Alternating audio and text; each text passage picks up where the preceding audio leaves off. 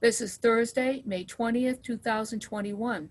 This interview for the Veterans Oral History Project, based at the Morse Institute Library in Natick, Massachusetts, is being recorded via Zoom.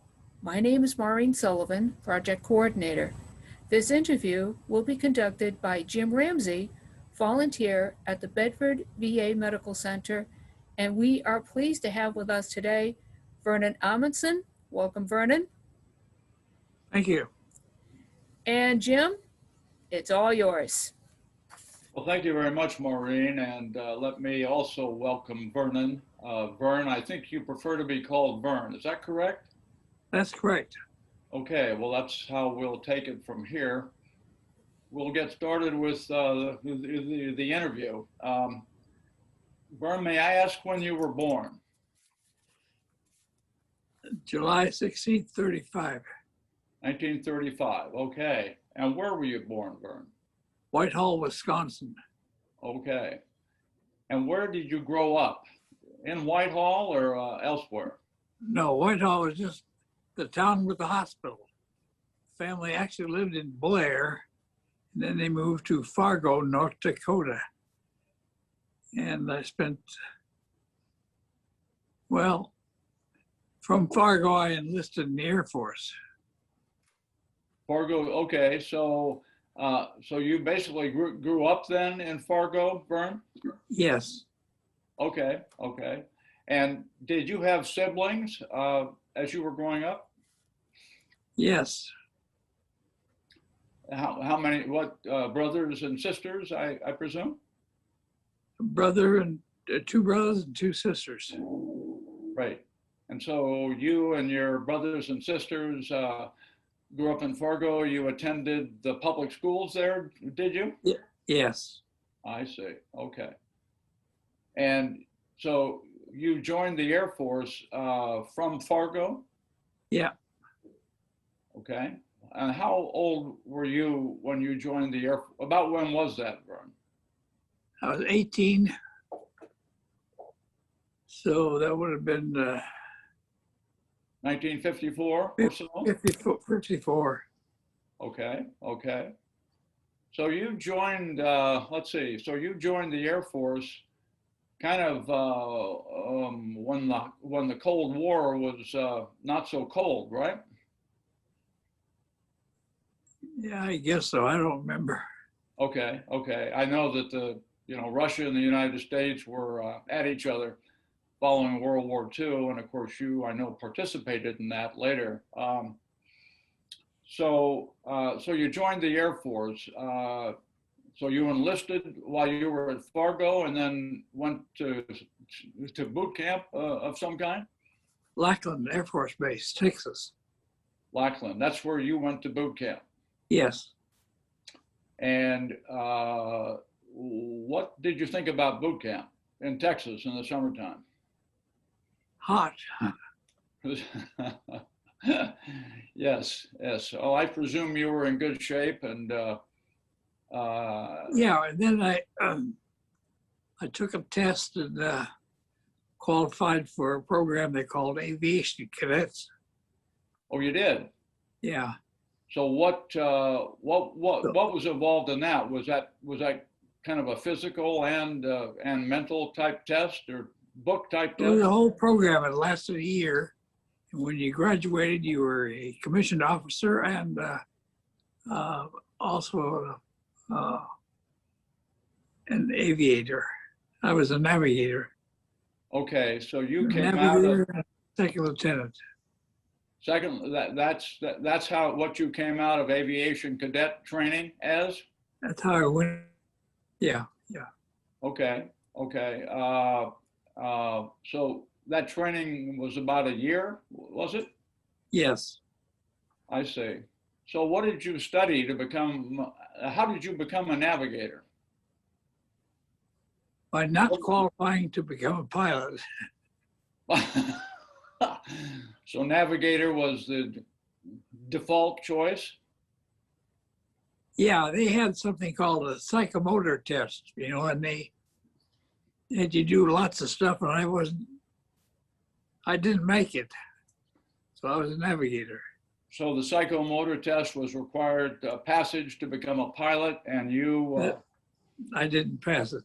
you, you It so was, you know, it was, they had you do different stuff. And one of them was had you sitting in a cockpit and you had uh, pedals to control it to keep it on an even keel. yes. And it was a little bit too long for me, and I had strained so much I couldn't do anything right after that.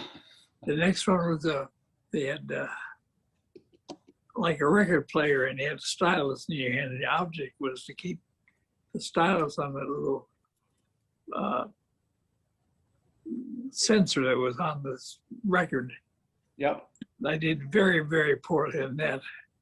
So I was a navigator. I see. Well, you know, a navigator sounds like a challenging enough job. I mean, Well, did you? I was a little disappointed. You know, I wanted to be a pilot, but it didn't happen. So So why did you want to be a pilot? I mean, did you want to be a pilot? yeah, When you were a kid? sure. Everybody does. Everybody does.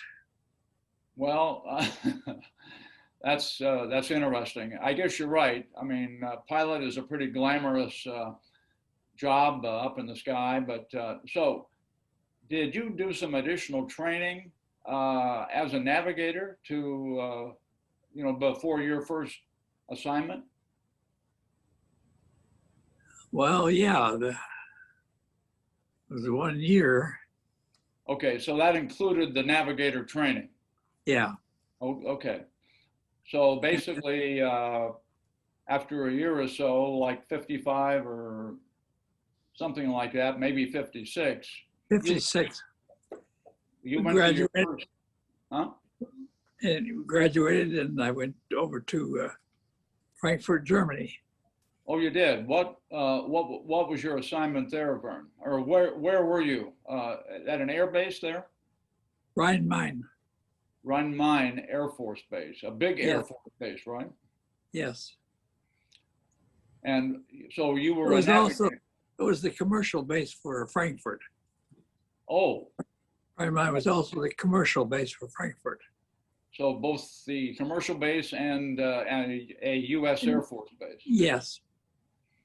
And so you were assigned to an aircraft or a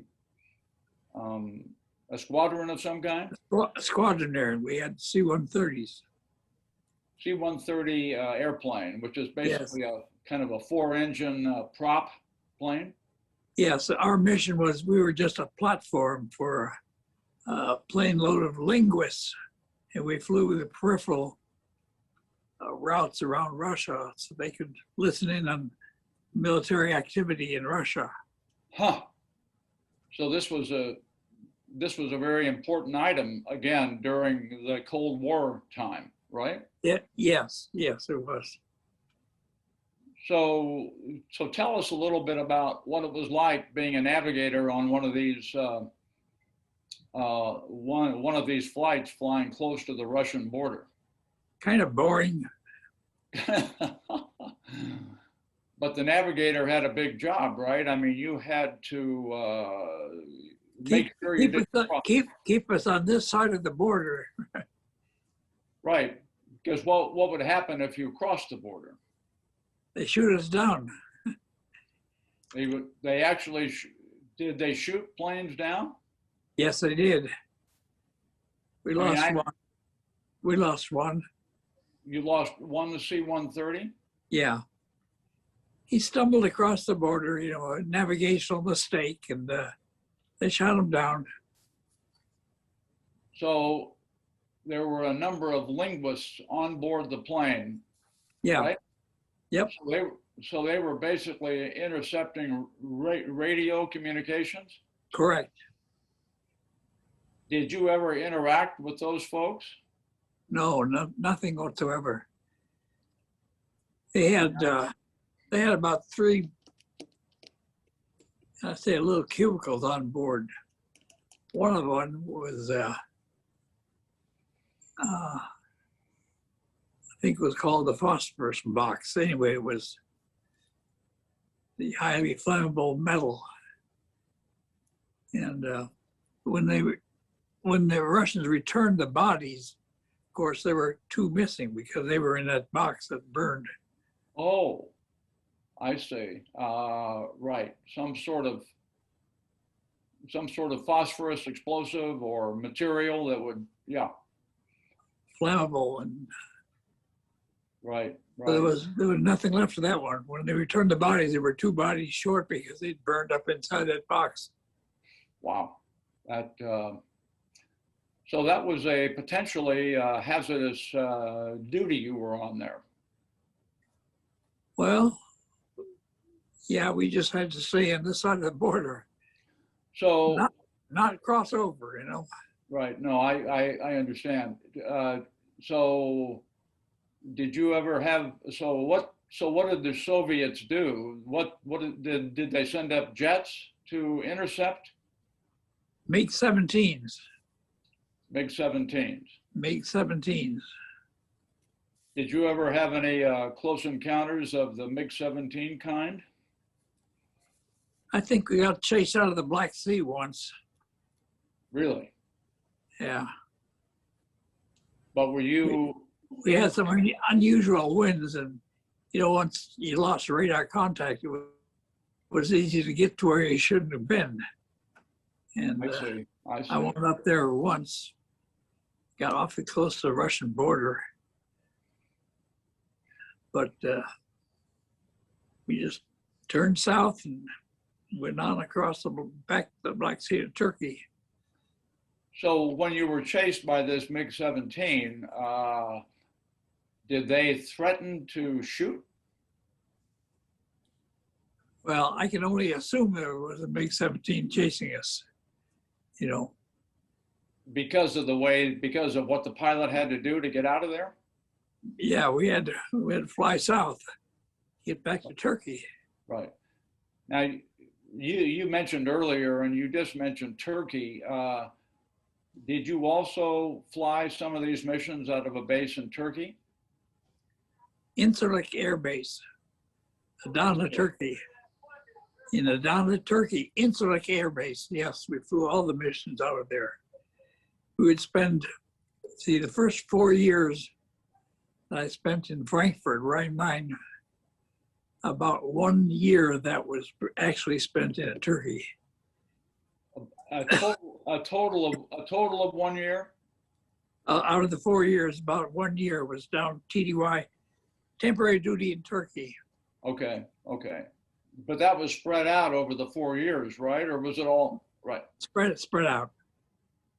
Did you fly, so you flew some missions out of Frankfurt and some missions out of Turkey? Right.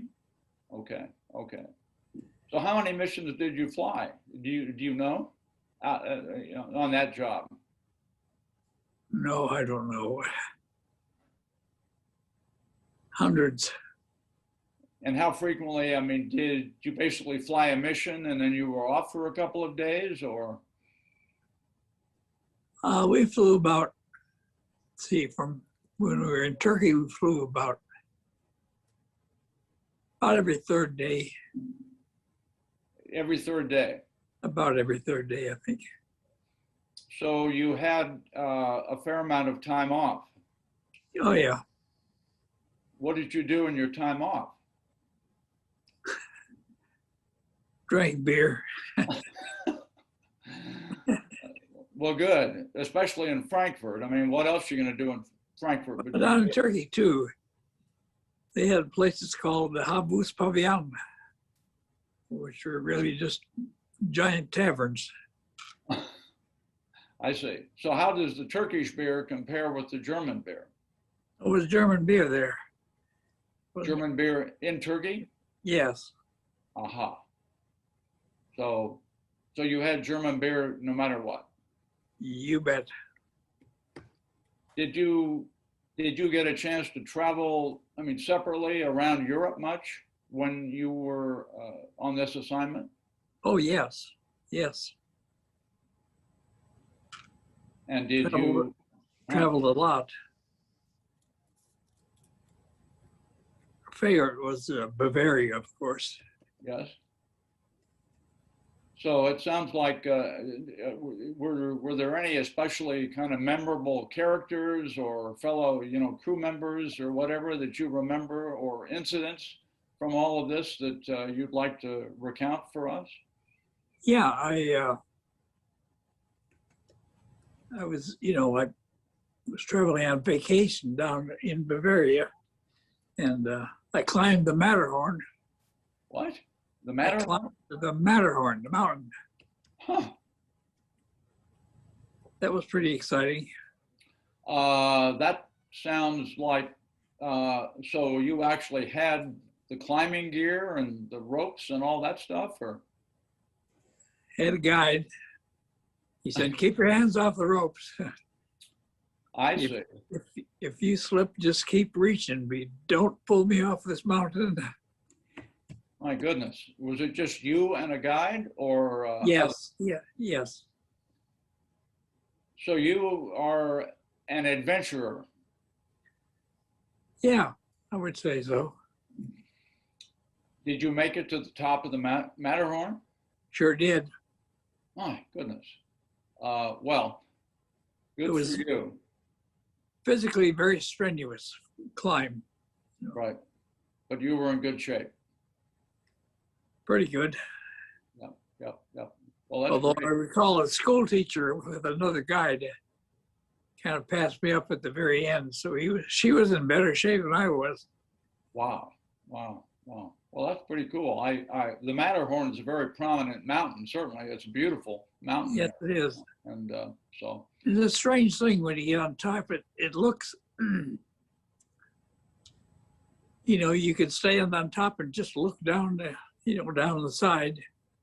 But if you dropped anything, the illusion was that it was floating out away from you. huh? I thought was really strange. Really? You're standing right there looking down the mountain, but if you dropped anything, it just floated out into space. Wow. So, had you ever climbed a mountain before? No. Have you ever climbed one since? Well, One congratulations. shot deal. One shot deal. Very good. So you were basically, were you part of the same crew for your first tour there at Rhine Mine? No, we had crews switched around a little bit, so I was on quite a number of different crews. And what was the size of the crew, not including the linguists on the C-130? Pilot, co-pilot, engineer, navigator. Actually, we had 2 navigators. 2 navigators. Yeah. You wanted to make sure that we knew where we were going. Particularly because of the sensitivity of the Russian border? Correct.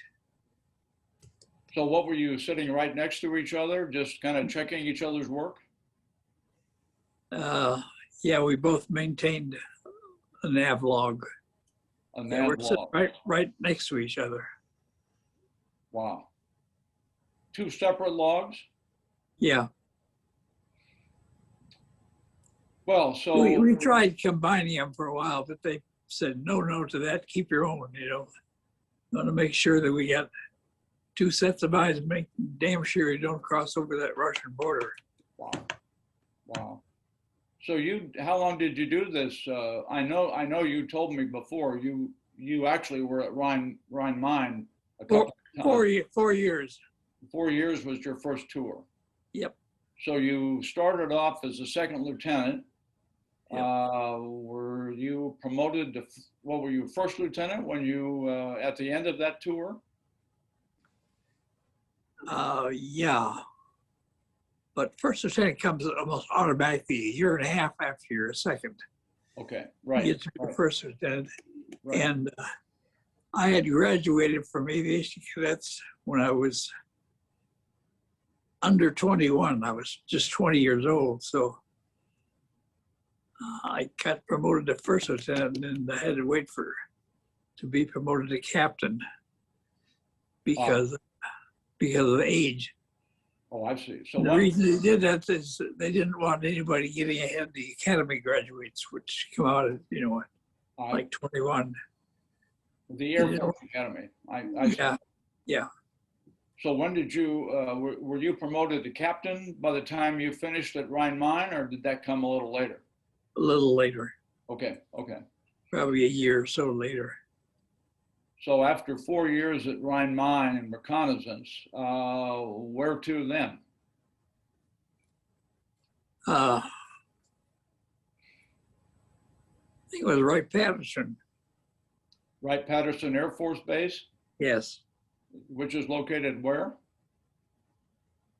Columbus, Ohio. Columbus, Ohio. So, let's see. And what did you do at Wright-Patterson? We flew B-52s. I see. You flew. Let's see.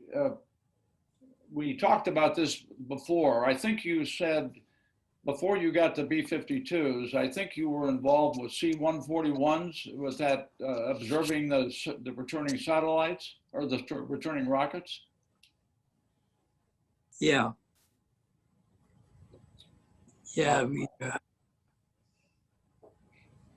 We tried to position the aircraft to catch the signature of the incoming rocket, incoming missile. So this was a C-141. No, 135, C-135. Oh, okay. C-135. We had two aircraft, and they'd cut big holes in the fuselage and filled them with these quartz windows, and one of the aircraft exploded over the Pacific and went down. So we're down to one. So you were on one, and there was another one, and that one exploded. Yeah. Why did it explode, Vern? Structural damage to the aircraft when they put in those quartz windows. They took out structural rigidity of the aircraft and, had those windows. And anyway, they gave way. So you were explaining to me when we talked earlier, this was basically a project to photograph the return of this rocket.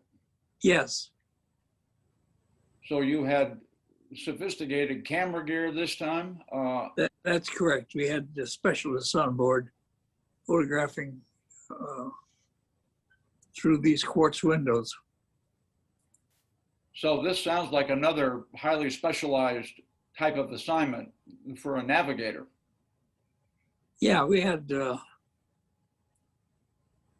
we'd be out there flying in our little orbit, and they'd give us a time that the missile took off, and then we'd figure out exactly where we had to be to catch the maximum amount of time on a missile. And that was very tight. Guys in the back, they were photographing through these quartz windows. They could tell if we were 10 seconds off. Huh. So was it your responsibility to do all these calculations? That's right. Did you have another navigator with you, or was this a solo responsibility? It was solo then. It was just, I was alone. So where were the missiles fired from? Vandenberg Air Force Base, In California. They give us a liftoff time, and then we figured when they were going to get there, we had to position ourselves so that these guys standing behind the quartz windows would get maximum amount of time, re-entry time. So the objective was to photograph the missile as it returned Correct. into Correct. the Earth's atmosphere. Right. What was your altitude at the time? About? 35,000. Oh, okay. So the missile, by the time it got to where you were looking at it, it was returning, it was headed for the ground. Yep, So you actually did the calculation on basically where and when the missile would be. that is correct. Hmm. Our object was to get us right in a position so when that thing entered, the guys standing behind these quartz windows would get a picture of it. And they actually got a physical picture of the missile. Correct. So what was the purpose of all of this? I mean, why do this? It was to, well, they wanted that so that they knew what they were exposing, letting the Russians know about what that missile would look like when it returned. So was this I think you were talking before, was this part of a program to develop a kind of a missile defense system? Yes, yes, it was. Okay. So Something basically, if at least theoretically, the US could intercept a return or an incoming Russian missile and destroy it before it hit. No, they wanted to get information as to what the Russians could see when our missile came in. Oh, I got it. Oh, okay. So this would be the perspective that the Russians would have Yeah, on our missiles. right. Okay. So how many of these how many of these flights did you undertake? I mean, a lot of them, or? Oh, yeah. We had 2 aircraft equipped, with the big quartz windows. And like I said, they kind of removed the integrity of the body of the aircraft when they put the windows in. And one of them exploded over the Pacific and, went Right. down. Right. So We were left with just one aircraft to do that job. so how many so you basically had the same kind of crew on the C-130, and then you had a couple of specialists who were manning the cameras? Right. Did the plane fly differently because of these changes to the structure? Only one. Oh, Only one. it flew very differently, unfortunately, right? Well, like I said, when they put the windows in, they had kind of removed the integrity of the aircraft Right. shell itself. So anyway, one of them didn't make it. So what were your thoughts after this? I mean, I'm sure you probably knew the folks on the crew of the plane, which must have been a Yeah, my buddy that sat with me and back on the ground in Natick was one of the guys on the aircraft that exploded. wow. But basically, your crew had to keep going up. What did you think about that? I mean, were you a little bit concerned about that? No, No. it was just his bad luck. Okay. Well, you were young then Fearless. and fearless. Wow. Just like on the Matterhorn. Yeah. Wow. So you were out of Wright-Patterson, but I think you said actually that you told me earlier you were doing these observations by flying out of Hickam Air Base in Hawaii. Yeah. I think, we were flying out of Hickam then.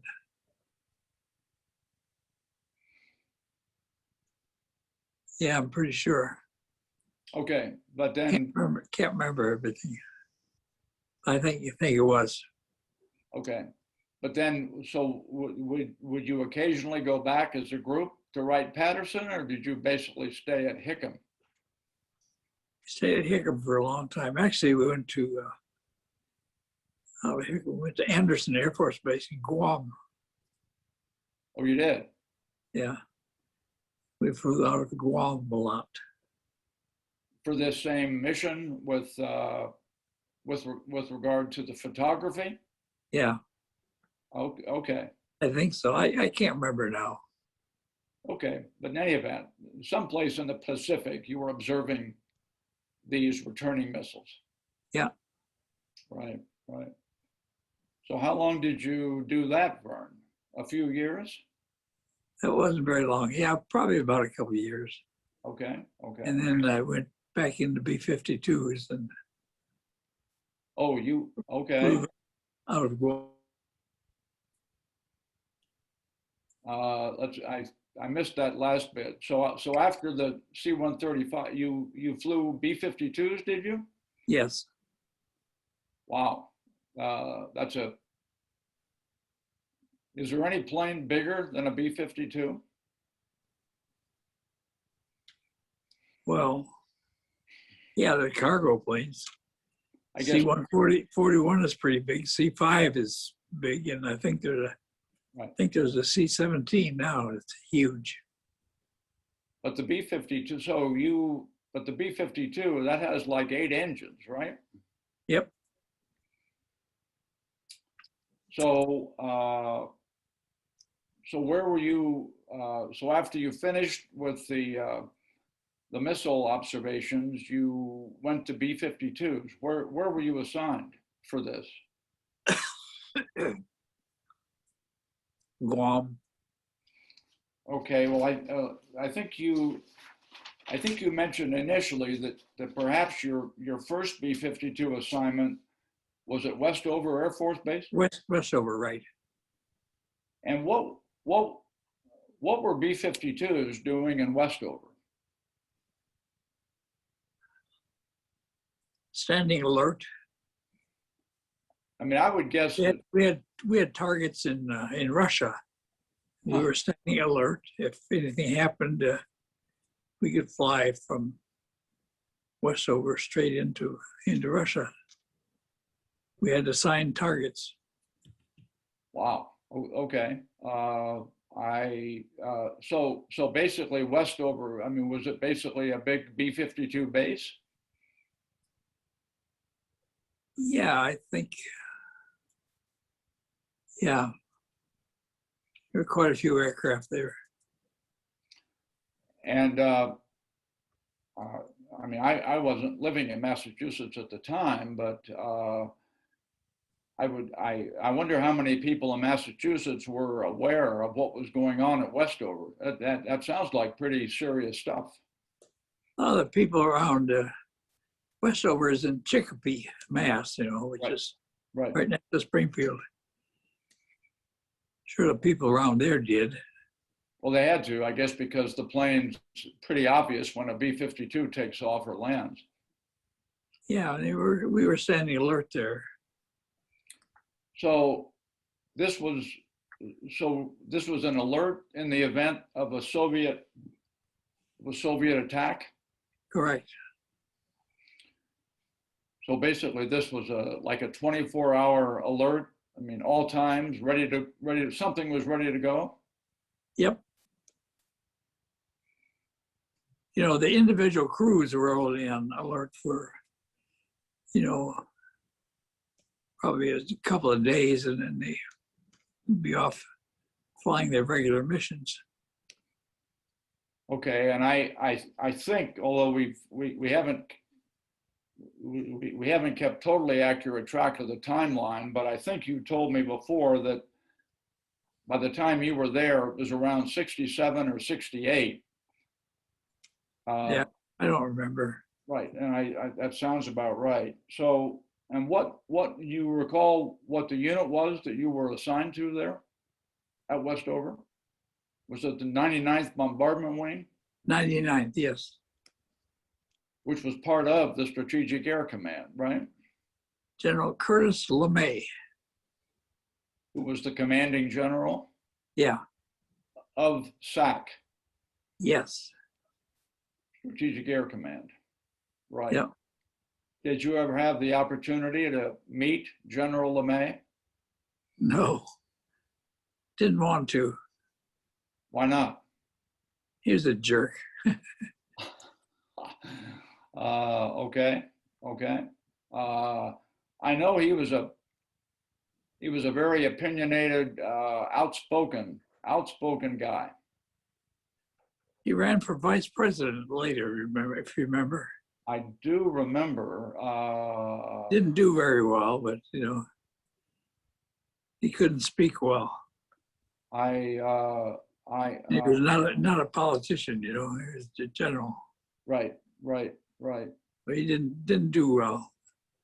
So basically, though, you were on alert. So therefore, presumably, there were nuclear weapons that you were basically carrying or prepared to carry to the Soviet Union. We carried him. You carried them. Yeah. So how did that work? They were on the planes or placed on the plane. I guess they had to be activated somehow, or They were loaded and armed while we were on alert. We would fly, our missions across the Atlantic and do a little orbiting in the Mediterranean Sea. I see. So you were kind of back in the same area where you were before doing the reconnaissance work. Yep. Yep. Over close to the Soviet Union. Yep. And so you go up. So was there a refueling thing involved in this, or did you just fly out and fly back? No, I'm pretty sure we had to refuel. I can't remember exactly, but I'm pretty sure we had refueling. In midair. Yeah. Right, right. Did you ever kind of worry much about sort of the import or impact of this job you had, or No, that was a pilot's job, is to get fuel. No, right. No, I know. I mean, in air fueling is a challenging thing in and of itself. I'm really referring to your mission of, carrying and possibly dropping nuclear weapons. That must have been that's a big responsibility.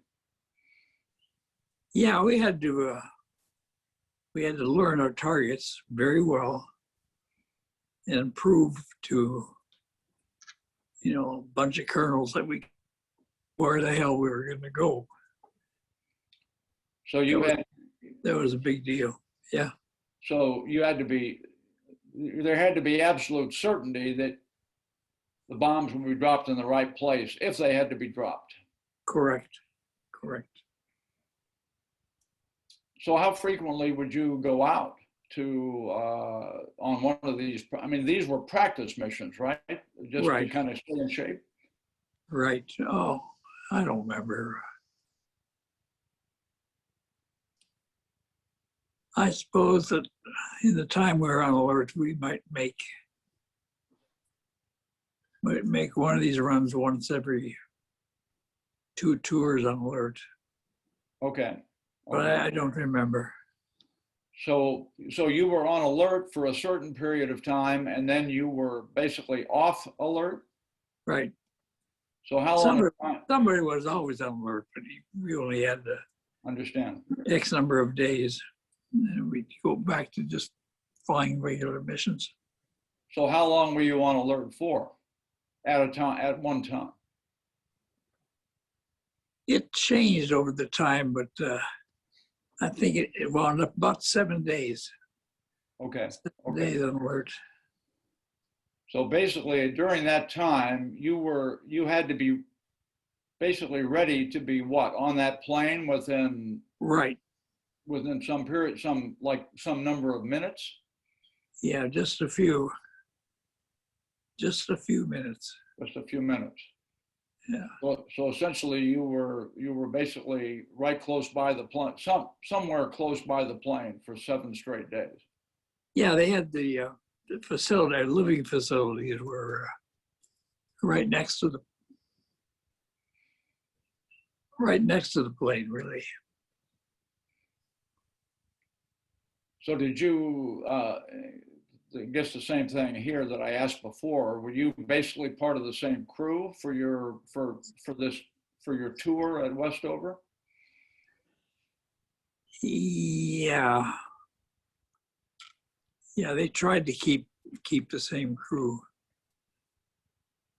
Right. I would think that they Sometimes want. sometimes we changed, but generally it was the same crew.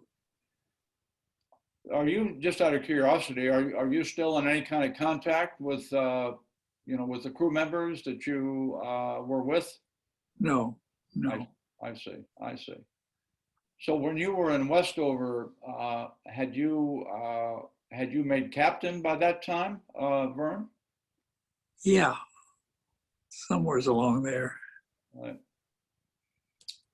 Well, it sounds like you. I mean, I know a navigator's job on an airplane is a very, very important one, but it sounds like in all of these jobs you've had, you really had some critical responsibilities here. Yeah, I mean, in terms of keeping away from Russia or being right when the missile came down. I guess I'm inferring that you must have been a highly skilled navigator. I think so. Good, good. That's fantastic. So, okay, so if it was around 67 when you started, maybe you were there doing that for a couple of years uh, at Westover? Probably. I don't recall, but probably. Right, I understand. And by that time, Vietnam was heating up, right? Yeah, I mean, Vietnam had already become in the news in I guess, the mid 60s. By 69, it was pretty strong. And I think you talked about Anderson Air Force Base in Guam. Is that, that's where you went next? yeah. Yeah, I was stationed there for quite a while. And what did you do? What were you involved in that assignment, Vern? Flying B-52s Oh, so and manning them when they're on alert. okay, but this was, let's see, so this was in Guam. So was this basically the B-52 bombing and it was going on in Vietnam? Yeah, Wow. So how far is it, by the way? How long a flight is it from Guam to Vietnam? flights were a little over 12 hours from Guam to Guam. Wow, 12 hours one way? No, I'm, yeah, oh, yeah, one way. one way, okay. So you would basically take off from Guam with a load of bombs, not nuclear weapons, but conventional weapons. Conventional, yeah. And what were those weapons? What were those bombs? 500 pounders and 750 pounders. And you With basically a total of about 100 of them per load. 100 bombs in the plane. Some were on the wings. 750s were on the wings. I think it was about 12 out there, and the rest were interior 500s. For a total bomb load of about 100. So some were mounted on the wings and some were in the belly of the plane. Right. Okay. So what was the crew for this bombing activity? Did you have a bombardier or? Yeah, that was me. What? That was you? Yeah. Navigator was also the bombardier. Oh, okay. So you did both. So, okay. So you took off from Guam. 12-hour flight's a long flight. Did you require refueling? Yes. So basically, tankers are out of Okinawa. Okinawa. Yeah. So the tankers with aviation fuel would come to meet you, and you Our rendezvous point. a rendezvous point. And I, as navigator on the 52, would bring them in from where, from their takeoff in Okinawa, I'd bring them into the rendezvous points so pilot could get up and get his gas. So you basically were responsible for directing not only Yes, your plane, but also the refueling plane. that is correct. Huh. Ever have any sort of exciting encounters with this refueling, or did they always go very smoothly? It looks like a very tricky operation. It was, but the pilot is, pretty skilled, I bet he is. so he could handle it. I see. So, so basically one in-air refueling on the way over. Yeah. There's probably And one on the way back too. so, But the yeah. pilot only had to get it up to a certain position underneath there, and then from then on, the guy in the tanker had a boom and a flying boom, so to speak, and he would plug it in. So The pilot basically, only had to get it so close, and then the guy in the tanker would stick that boom out there and grab the gas. so okay. So so basically the planes got in position with each other, and then the final step was to maneuver the boom into the bomber to be able to load the gas. Correct. Still sounds pretty hairy. It was at times. So how long did the refueling operation last?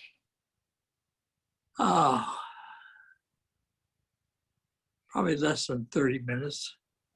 But during that time, obviously, both planes had to fly exactly the same speed, the same position. That is correct. And were you basically making sure that happened, or did the pilots just know what to do? That was the pilot's job at that point. Once I got them together, that was his job. So your job was to get the planes together. Right. And then the two pilots' jobs was to stay together the required time. The pilot of the B-52 and then the boom operator of the 135. I see. So where'd the boom operator, was he sitting in the back of the tanker? Yes, he had a laying down position so he could see everything, Huh. Okay, But, well, not that, fly that boom right down into the receptacle. so were you in a squadron of B-52s or a group going over as a group? It was a whole squadron of us out over there. So how many planes in a squadron? Oh, yeah, I don't know. I mean, I five or guess. six? No, probably 10 or 12. Huh. So you'd essentially all take off together and all, so, No. Well, they flew separately. oh, so you didn't fly in formation? No. Okay. When we had our missions out of Guam, we had 3 ship formations. Okay. And so those 3 ship, wait, huh? I'm sorry. 3 aircraft. 3 aircraft flew together. Yeah. So there were like 4 sets of 3 aircraft flying as part of this mission. I mean, you talked about a dozen. I guess so. Okay, anyway, it doesn't. But anyway, for your set of, so were there 3 refueling tankers for your 3 planes? Yes. Okay. Yep. So after you arrived, so you got to Vietnam, were you, were you bombing both in North and South Vietnam, Vern? No, just south. And Just- obviously, so you, before you took off, you had an assignment that you were given, or did you receive your assignment while in the air? No, we knew where we were going. We knew where we were going okay. in South Vietnam. We only went north. We only went north once. You know, at the very end, went up and bombed Hanoi and Haiphong. Okay. Okay. But you basically left Anderson with essentially with the game plan for exactly where you'd be bombing, or were you given direction? No, no, we left. We were flying out of Guam Right. at that time. Flying out of Guam. I guess what I'm asking is, was there an air traffic? I mean, not was there somebody on the ground, a fire control, somebody who was? Yes, yes, there was in Vietnam. And what did they? I mean, did they basically direct exactly where it was you would drop the bombs? Yes, they did. And as you said, you were the bombardier, right? Yep. So you had, or did you have direct communication then with this fire control person on the ground? Yes. Yes. Okay. What elevation, what altitude were you, did you drop the bombs from, roughly? About 35,000. So 35,000 feet. so the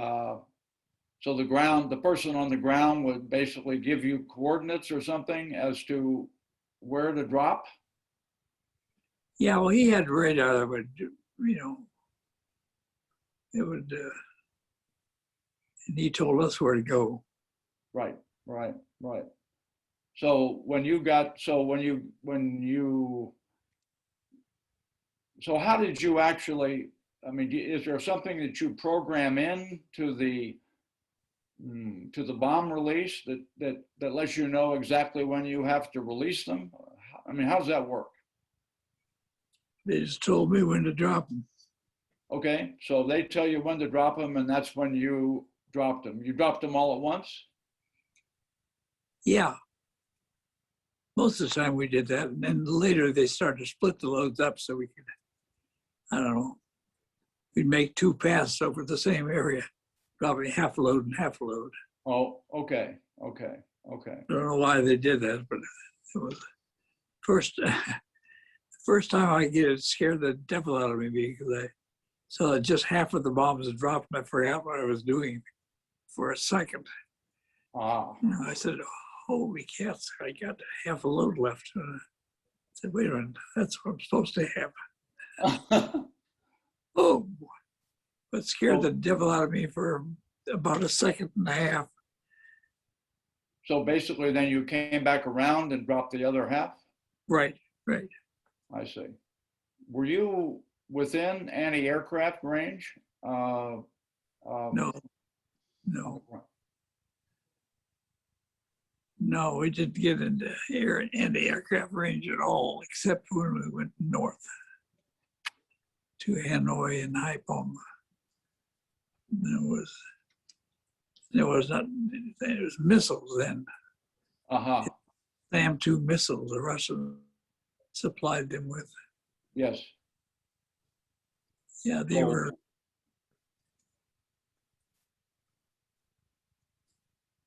I was in a plane that had, we dodged one of them going into the target. I mean, it was coming right up at us. And we got out of the way. How do you dodge a missile? Quickly. Quickly, you know, co-pilot would see it, and he'd yell at the pilot, and he'd take his maneuvers to get out of the way of that sucker. So you could actually see it coming. Oh yeah, oh yeah. Were these? Now they hit. I can recall just one missile that took out a B-52, and the crew had to bail out. Over North Vietnam? Yeah, well, it's over water, but yeah, So that was only, that the only one that you're aware of? Where the yeah, B-52 yeah, was just shot down? one. And of course, it couldn't have been, it had to have been a near miss on the missile. Otherwise, the aircraft would have been gone, but there wouldn't have been any bailout. But it must have been a near miss because the air crew did bail out. Okay. So the plane was damaged in some way, so the crew got out, but it wasn't Yeah, a direct hit. could have been, there would have been the bailout. Well, so you all basically, the whole crew was equipped with parachutes? Oh, yeah, of course. Yeah. What kind of parachute training did you receive? Oh, early on, in the training, they had I see. We do. some stuff. We'd sit in a little seat like it, squeeze the trigger, and this thing would jump to the top of the rail and simulate a So basically, ejection departure from the aircraft. you learned this early on, and then so basically all of your assignments when you were on these various planes, did you always have a parachute? Yeah, Okay, always. always. So I think you told me this. How many hours did you have flying B-52s? I think I got about 2,000 hours in them. And you also told me how many you think you had flying C-130s over 3,000. 3,000. 3,000 hours. And you also said, I mean, I know you've flown other things. Your total hours is, you said something like 8,000? Somewhere's around there. That's a lot of hours in the air. Yeah, it's pretty good. So you did the B-52 bombing out of Anderson Air Force Base Yeah. for what, a year or so, and then I think you told me that you had another navigation mission in Vietnam related to the gunships. 119s, yeah. What's that? 119. The one, 119K was the right, gunship. that's the It's AC. it's a World War II cargo plane, the 119. Basically, the AC 119K. Yeah, And what was that about? What was the function of that plane? that was the gunship. We had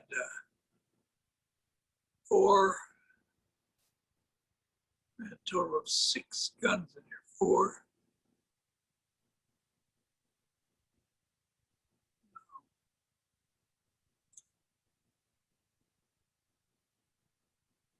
Four guns, I guess. And 2 7.62s and 2 20mm Gatling guns. They were basically Gatling guns, right? Yeah, yeah.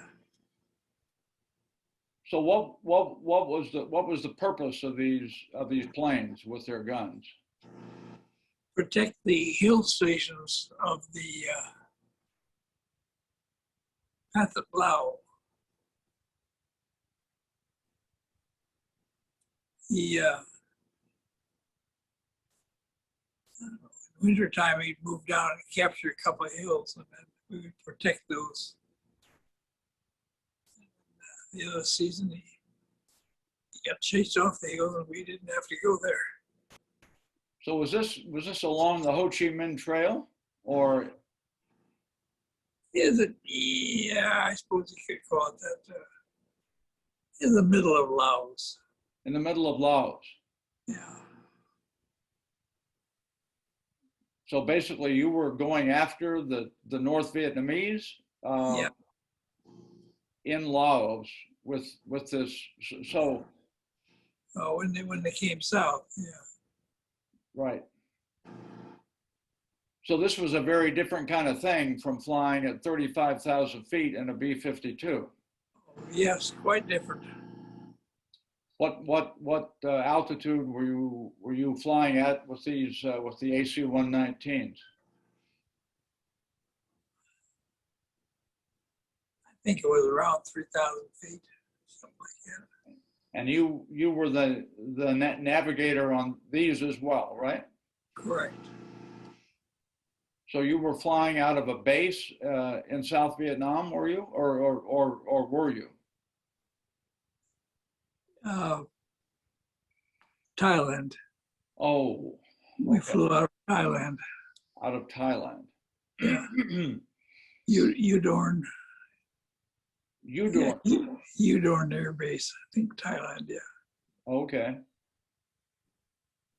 And essentially, you were going after like troops and trucks, equipment. Yep. And who I actually? thought I had spotted a whole bunch of trucks once, and we opened fire on them. Turned out to be a herd of elephants.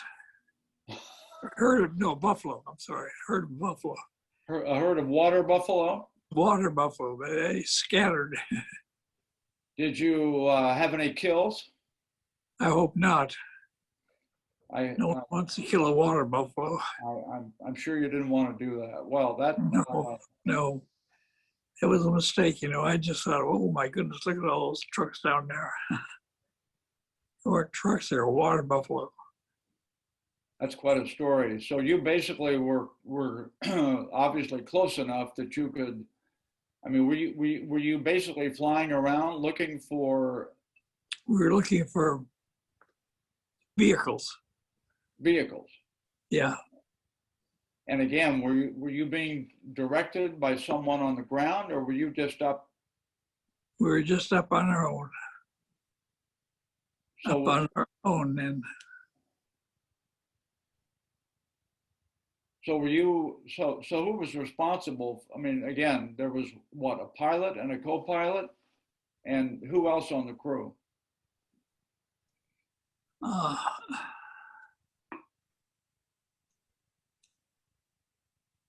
the gunners So you had gunners on the and crew. myself, the crew chief and myself.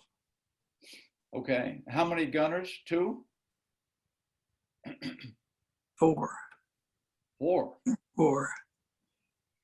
And there were actually three navigators on board. One was manning something called a FLIR, which was a forward-looking radar. And other was a NOS, which was a night scope that was mounted out in the doorway of, the entrance of the aircraft. That was my position. I stood on a steel plate that was supposed to protect me from ground fire? ground fire. Yeah. So you stood on a steel plate, manning this. Yeah, manning is something called a NOS, a night scope. So were these missions generally flown at night, or Yes. night and Night. night? Wow. Always night. Always night. Always night. Yeah. So you must have gotten shot at, I would guess. Wait. Right? Oh yes. Matter of fact, on one of the missions when they went a little bit further north than we usually flew, one of the aircraft got 16 feet of its wing shot off, and the pilot still managed to bring it back and land it safely. Really? Yeah. So you typically flew in a like a group of you of these gunships? No, just one at a time. One at a time. Yeah. You so describe a close call that you might have had. if you can recall one. Well, like I said, the one aircraft got its wing shot off. That was one. Was that one that you were on? No, I wasn't on it. No. We have, maybe 3 or 4 missions per night, and this was just one of them. And then there was another incident where they got fired on just as they were landing. And the co-pilot got his foot shot off. Huh. Yeah. This Oh, was landing back at the base at Yeah. Udorn in Thailand? Yeah. No, it couldn't have been there. It didn't fly in there. Might have been there might have been bases in South Vietnam too, huh? Yeah. I don't remember. Okay, okay. All I remember is that we got hit just twice.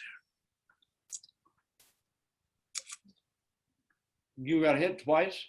No, I said our outfit got hit twice. I see, I see. Well, that sounds like pretty exciting duty. It was. It was. And so did you do that for a year or so, Vern? Oh,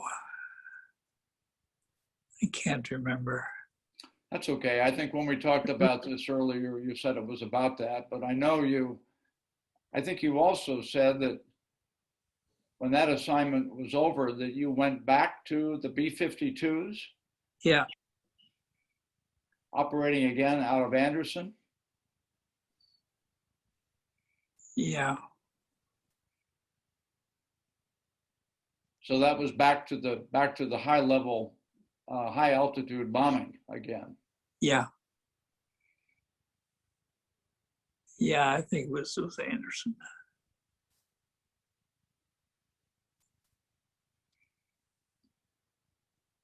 Well, I think that I know the time kind of fades here, and you had a long and very exciting career. This took us. Pardon me? It was a good one. Yep, it sure was. I think we figured that at one point that it was around 1972 or so when you completed your missions in Vietnam, and you started in 54. So that probably accounted for 18 of your, I think you had a 25-year career in the Air Force. Yes. Is that right? 25 years. Right. So you basically continued in the Air Force from that point, I guess, 1972 to. Yeah, I don't remember what I did then. I just can't remember the very end. Well, you've done a great job remembering these, certainly your exciting, your first 18 years. And you retired, I guess, in 1979. Does that sound about right? Yeah, about right, probably. And at that point, your rank was a major. Yes. So you had 25 years in. You started, you enlisted, boot camp, you went to aviation cadet training, became an officer, and you were a navigator throughout your career. Yes. Well, thank you so much for telling us about your military service. I have a couple of, what's that? You're welcome. Oh, thank you. Let me just get at some couple of questions here about after your military service. So, where were you when you were discharged from the Air Force?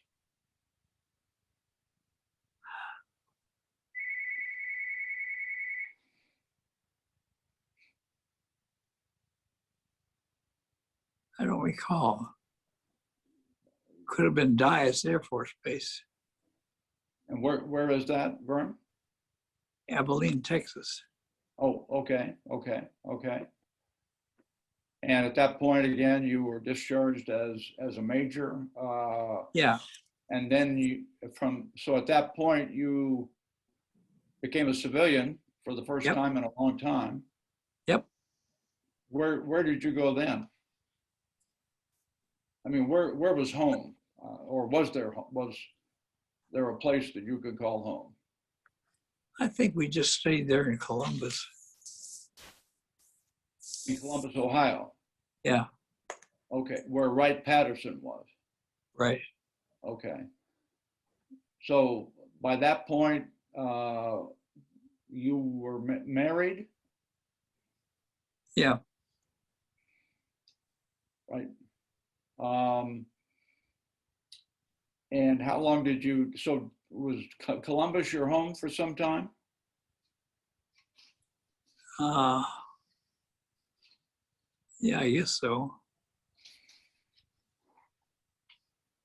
Second wife died when she was 65. That was at Columbus. Okay, and I neglected to ask you at the beginning, but just to kind of complete the personal questions a little bit, you are married, right? Yes, Okay, married to my third wife. right. You explained, unfortunately, that your first two wives passed away. Yeah, Sorry about that. And you have children? How many kids do you have? 6. 6 children. Yes, And I believe you told me that they're kind of located all over the country. correct. And how about grandchildren, Vern? I think it's 4 of them. Okay. I don't even know. Well, anyway, so you eventually wound up, I guess, back in the Northeast. Did you came to the Boston area, or I know I think your wife now is in Salem. You lived for you were in the banking profession, right? Yeah,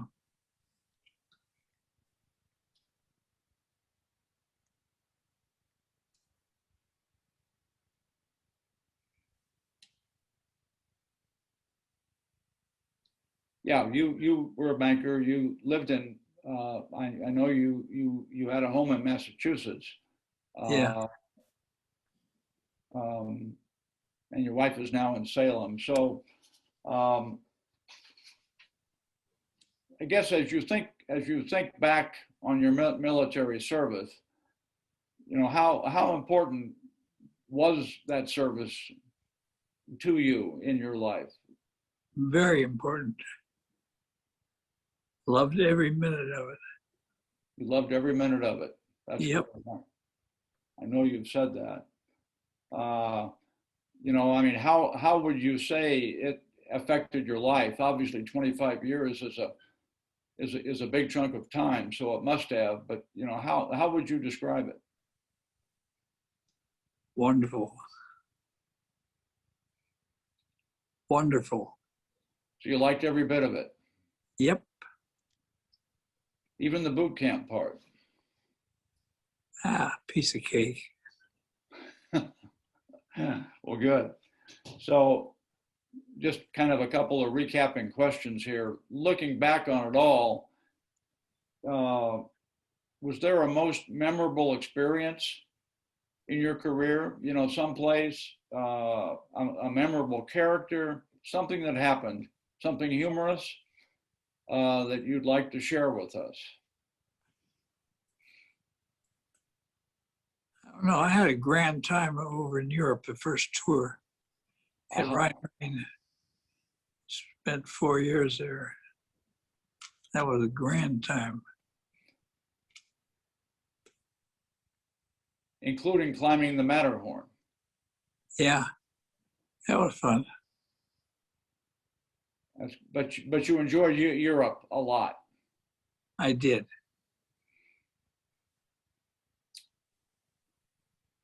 You think of any one of your crew members or commanding officers or anybody who made a special impression on you, or